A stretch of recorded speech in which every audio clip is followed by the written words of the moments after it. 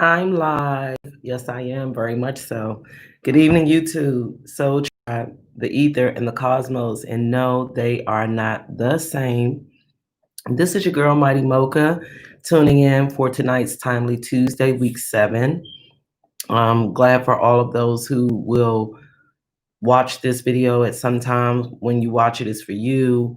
And thank those who always like, comment on my content, share my content, subscribe to my channel, all the beautiful things that you do, and thank those who don't equally. So it's Timely Tuesday, and I'm just gonna dive right in. And I got a message yesterday that was like, timeout, timeout.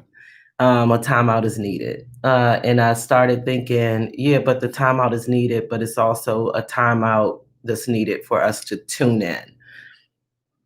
Excuse me. And when I say tune in, of course, I mean tune into yourself. Um, and I'm not even going to talk about the current situation of the world. I'm just talking about period in general. We need time to tune out of the everyday cycles of the world, the conflicts that's going on, so that we can tune in to what is happening inside of us, within us, and not necessarily externally or around us. It's been a lot of media conflict about racial injustices that have always been pervasive, always existed, nothing new, just more social media capacity for us to capture those things and for them to be real time. But we don't hear enough about how we need to tune into ourselves, how we need to take time and take a moment to reflect on situations and circumstances that we have gone through. And, we do this unknowingly and subconsciously, where we just kind of move from one element of life to another, to another, to another. We do it with intimate personal relationships. We do it with careers. We do it with our family circumstances and situations. We do it with the building of new projects and programs and things that we do in life. And we do it so fluidly, and the world requires us to do it so um, spontaneously sometimes, that even with planning, we don't have the appropriate amount of time to tune in and reflect upon what is happening with ourselves.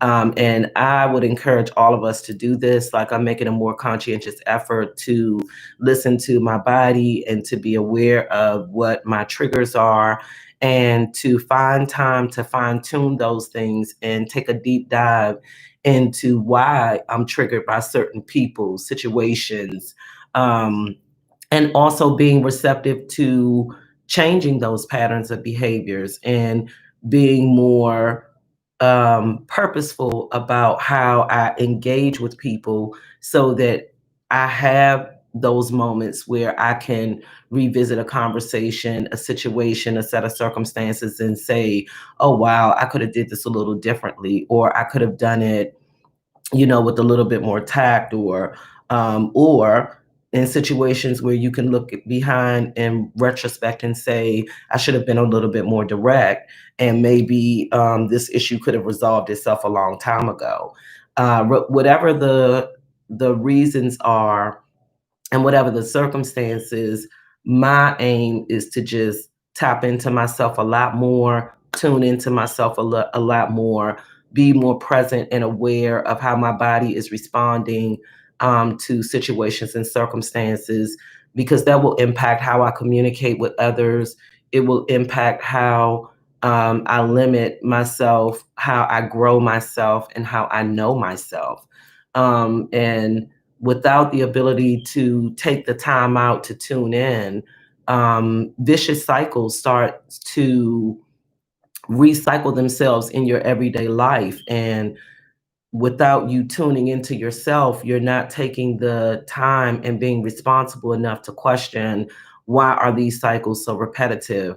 Why am I always attracting these types of people? Why am I always having these types of experiences with folks? I've seen 1111 and 444 during this reading, this message. So I know that I'm on the right path. But I just think it's essential to take the moments that you need to take a breath, and to step back from everyday experiences and situations to kind of look at, are you moving in the best ways for yourself and the people around you? And are you doing that from a place of positivity, from confidence, from, do you have a lack mentality because you're so used to things not going well, not panning out for you, situations not being fulfilling for you? And sometimes we don't know it, but the way our consciousness works is that, and I've said this before, we manifest things that we are subconsciously thinking about. That is how we co-create with the universe. If you say you don't have enough, then you won't have enough. If you say you can't be abundant, you won't be abundant. If you're constantly telling yourself that people are trying to sabotage you, and that you don't have a tribe that is there for you, then you will constantly feel alone. If you change the way that you sit back and take time to tune into how you are experiencing yourself in the world, it could really have a positive impact on how you co-create with the world. So that being said, I just thought that was important. I had a couple of situations occur today, and even though I wanted to be of service and to be a benefit, um, even yesterday, even though I wanted to be of service and a benefit and be supportive, what the situation showed me was that it is okay to take a time out and tune in with what I'm feeling, and even why I feel propelled or compelled to lend anything to this situation beyond what it actually is. So I'm not going to keep talking about it, because I could always find more to say. That's just who I am. But I'm going to tap into these cards that I pulled, and I kind of like what I see, because once again, it's just confirmation for me that the universe and I are on the same page. I shuffled for these right before I set up for the read and did the read. And I'm glad to say the first card I pulled was the Nine of Pentacles. And the Nine of Pentacles is about making smart decisions. Everything around you is cool. You see her garden is bountiful. The coin symbolizes finances and abundance. She's stable. She's tending to her business. You see that little bird up there with the message that everything is cool. You don't have anything to worry about. Manage your resources well. Treat yourself to something wonderful for your achievements and accomplishments. And the things that you have been able to walk through, overcome, and sustain yourself within. And then out comes the Ace of Pentacles. And you see these are all Pentacles: Nine of Pentacles, Ace of Pentacles, Five of Pentacles. So I pulled the Ace of Pentacles came out directly on top of the Nine of Pentacles. And the Ace of Pentacles is about the endless possibilities that the universe is offering you. I've said this before. I told you I have some running themes that continue to matriculate through my videos, but the Ace of Pentacles is about the endless possibilities that the universe has to offer you. It's about being able to let good things come to you, being a receiver. And this is appropriate for time out to tune in, because and Timely Tuesday, because a lot of times I'm just getting spirit of helping profession, folks who are helpers, who are supporters, who are doers, who are always showing up for others. And this is saying, but you have to be able to treat yourself as well as you are willing to treat others. That could mean saying no to someone. That could mean saying yes to someone. That could mean accepting and receiving things that folks have to offer you, whether it's a shoulder to cry on, whether it's a good conversation, doesn't matter. The universe is right with endless possibilities for you to be good to yourself if you allow it to come through. But there's a clear path. There's nothing blocking you. And once again, the Pentacles, there's abundance here, infinite abundance out of nowhere, almost, right? And then we have the Five of Pentacles. And the Five of Pentacles is about, what did I just say? And that's how I know it. Even when you think you're out in the cold, the Five of Pentacles represents the fact that you do have loved ones and you do have somebody warm in your life to offer you support and care when you think that you don't the most. The Five of Pentacles is about how there is it may be a storm brewing, or one that you have recently had to walk through, but when you take time out to tune in, you're able to reflect on the fact that you have never been alone. You've always had somebody there, whether it's spirit or a loved one, a sister, brother, uncle, cousin, mother, it doesn't matter. But when that storm, when you were in the midst of that storm, you were and are not alone. There is always somebody walking with you, something walking with you, supporting you. You see, they're not side by side. One is in the lead and one is behind. And this pentacle, these five pentacles to me are almost like shining the light through this darkness, through this dark, stormy, dreary time that you may think that you are having. It may not even be an actual experience. It may just be your perception based upon you not taking the time out to tune in and see that you have been supported all along. And it may look differently than what you thought it would look like, but the love and the care is there. Okay. And then I went to put the deck down, and the Fool slid out from the top of the deck. And I love the Fool. I used to think the Fool meant ignorance, but it's a zero card. It's like starting at ground zero, fresh new beginnings, being fearless. Look at her, like she right on the edge of that cliff, but she not looking down at the cliff with trepidation and hesitation. She is singing to the universe. She got a little earbuds in. She's singing to the universe, and she is optimistic. And even her animal is howling and dancing with her. But this is a card that says, leave behind what isn't working for you. Leave behind the storm, and use your intuition and your creative and passionate side to further your causes. Let your instincts guide you at this time. And I've said this in a couple of readings leading up to this one, that says that you have everything that you need in order to make the next steps and to do the next thing. You just have to believe it. You just have to believe that you have the support, that your loved ones are there, that spirit is watching over you, that abundance is yours. Like, you can do that. And then, the icing on the cake, I pulled the Nine of Cups. I like the fact that we have a lot of numbers here, because 5 is about change. And 9 to me is like almost, I want to say, it just reminds me of a number of wholeness and completion. And I always say God numbers, but that's all of them. But certain ones really resonate with the universe, and resonate with spirit, because they have special meanings. But the Nine of Cups is about being good to yourself.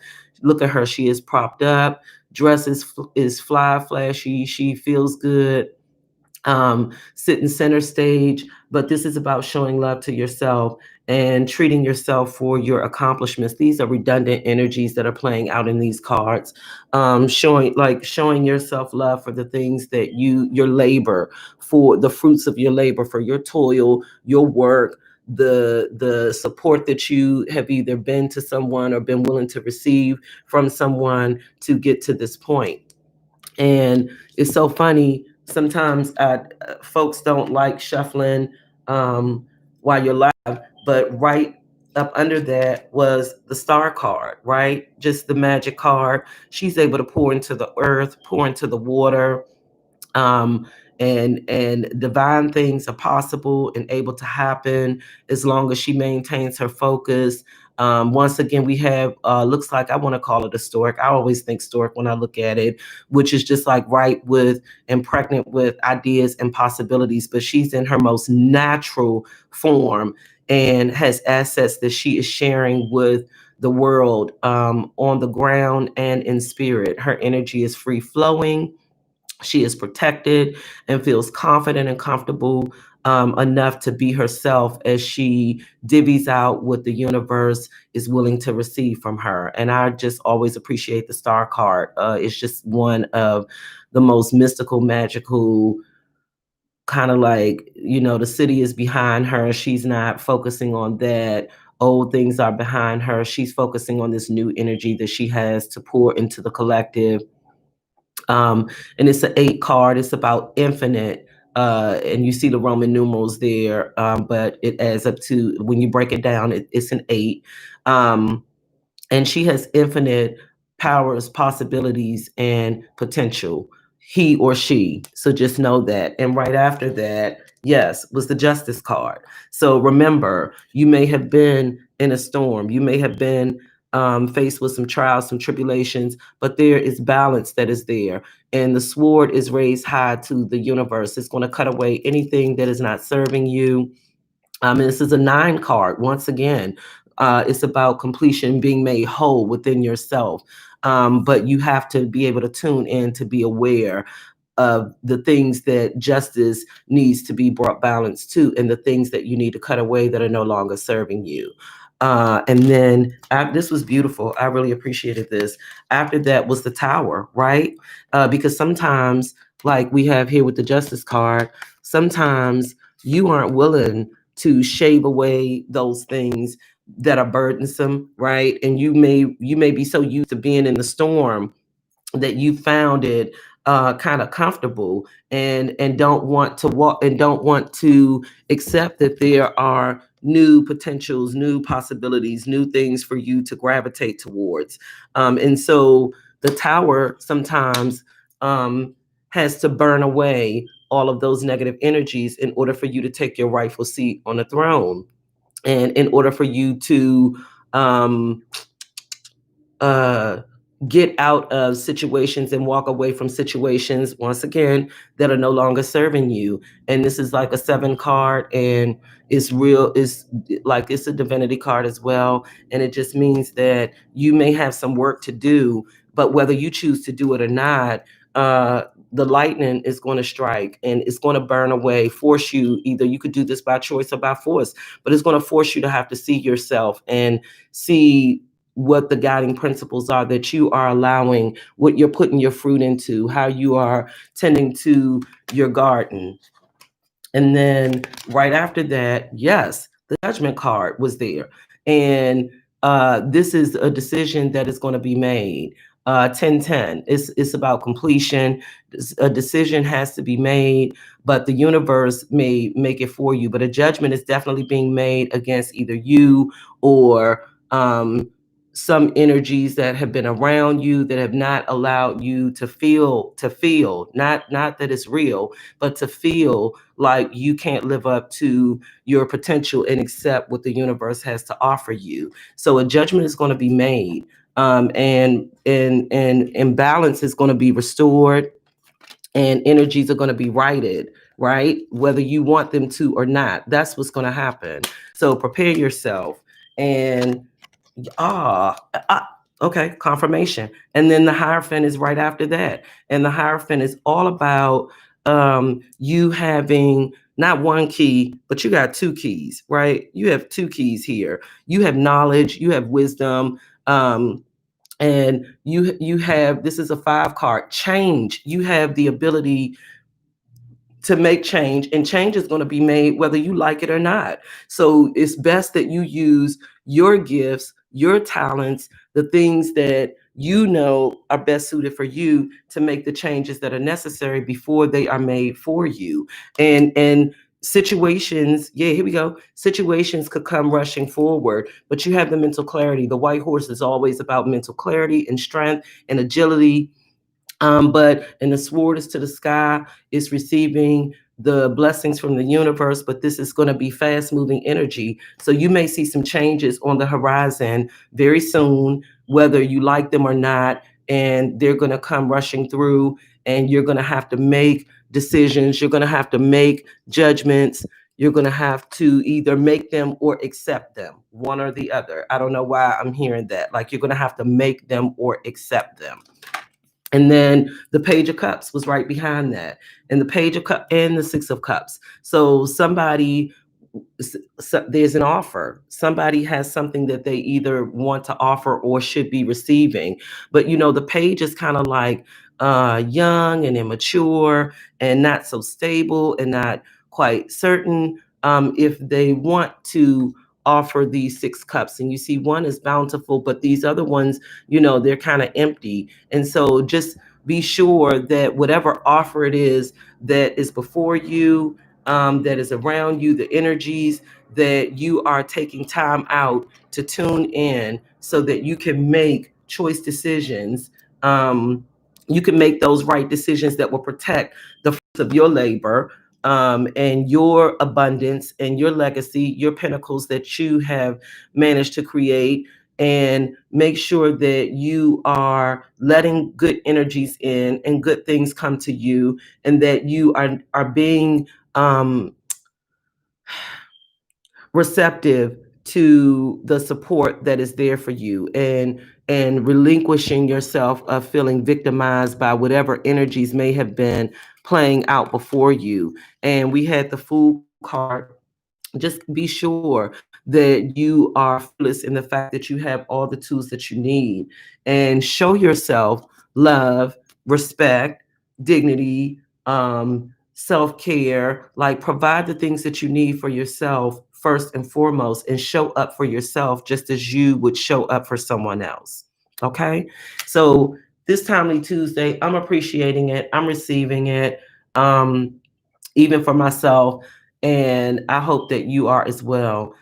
Just know that in the end, whatever decisions that you make or don't make will have a lasting effect on you. And you want to be able to look back and say, I did the right thing, and I was willing to receive and accept the support that was there for me so that I could be well holistically. And on that, you know, I'm gonna rest my wand. Anybody else, some other people could read these cards any way that they want to, but we're not talking about them. We're talking about me. Um, and again, I thank you guys for showing up. I thank you for liking, subscribing, sharing, all those beautiful things. And I thank you even if you do not. And I hope to see you tomorrow for Wishful Wednesday. I know it's the inauguration, and I'm a DC resident, so it ain't no telling how it's gonna look and feel in the city. But with that, as always, I wish and send you guys peace, love, light, and happiness. One.